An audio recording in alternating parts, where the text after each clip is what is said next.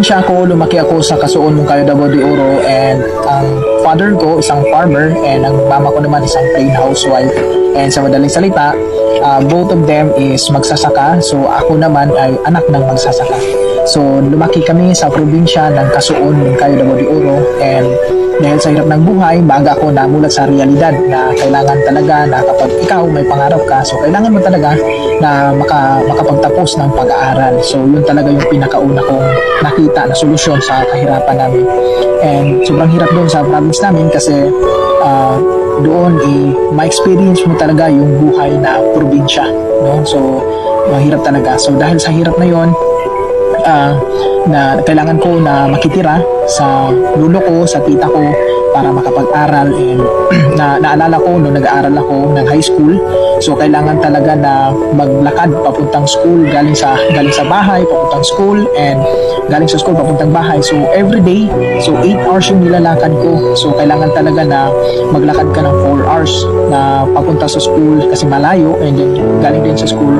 So 4 hours din. Pero tinapos ko yun talaga kasi nakita ko na kapag nakapagtapos ka ay makaroon ka talaga ng magandang trabaho. And sobrang swerte na lang nung nag-aaral ako na kapag ikaw ay naglalakad sa daan tapos meron kang kakilala na hihintuan ka, papasakayin ka, sa madaling salita makahits ka ng tao na may motor kasi bihira lang may motor doon sa amin noon nung nag-aaral pa ako. So sobrang swerte na kasi mas mapadali yung pagpunta mo ng school.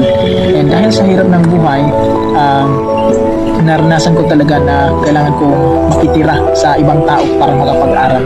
So yun yung na-experience ko. Then dahil farmer yung papa ko, yung meron kaming lupa, so naranasan ko din talaga magtrabaho sa bukid. So nagsasaka kami, no? So yung mga inaayos namin yung mga taniman namin. So naranasan ko din, na-experience ko din talaga kung ano yung trabaho sa probinsya. And dahil doon, nung nakapagtapos na ako ng high school, sa awa ng Panginoon, nakapagtapos naman ng high school, ang ginawa ko ay nagtrabaho ako. So una, nakapasok ako bilang isang construction worker. So nagtrabaho kami sa tulay. So bilang body ng maso, nagtatrabaho kami ng nag-ayos kami ng mga gabyo, nagpapile kami ng mga bato sa ilalim ng tulay. And hindi lang yan, naranasan ko din na magtrabaho sa isang palengke sa Andaw Public Market bilang isang vendor. So doon ako namulat sa realidad na kapag ikaw pala is gustong kumita ng pera, kailangan mo talaga na paghirapan. So doon ko naranasan na magbenta. So doon ko naranasan na magbenta ng mga root crops sa palengke. And sobrang dami experience.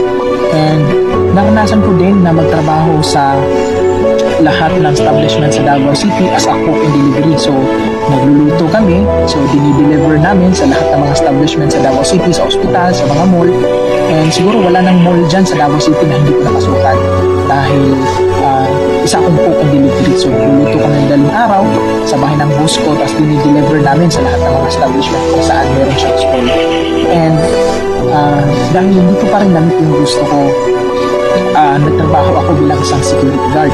So naghanap ako ng ibang trabaho. So akala ko na kapag mag-security ka is okay na. So hindi pa rin pala. So nakapasok ako bilang isang security guard sa isang gas station sa SMGR sa Moncayo, Davao de Oro. So under naman ako ng Sherlock Company sa Nabunturan. And dahil sa pagiging empleyado na palipat-lipat na lang for 8 years, so doon ko na-realize na sa dami kong pinasukang trabaho, sa dami ko naging experience, so hindi ko pa rin namit yung gusto kong buhay or gusto kong mangyari. Kasi kagaya na sinabi ko sa'yo, so laking probinsya nga ako, so maga ko namulat ng realidad ng buhay. So sa kahirapan, nakita ko talaga na kailangan talaga na gusto ko talaga or pangarap ko talaga na maging successful sa buhay. So dahil doon, tawag natin, naghanap ako ng opportunity, and very grateful kasi nakita ko itong empowered consumerism dahil sa tulong ng aking upline na si Coach Albert Jasma. And very grateful ako sa sistema na meron siya sa Hyperloop Online System kasi ito yung nakatulong sa akin para kumita, at hindi lang ako yung kumita din yung mga tao na natulungan ko dito.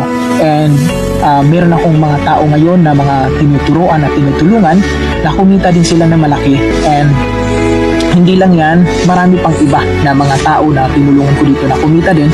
And ako din, ang kagandahan kasi ito yung nakatulong sa akin para makaalis ako sa pagiging empleyado. So simula 2019 nung nakita kong ganitong opportunity, so hindi na ako empleyado.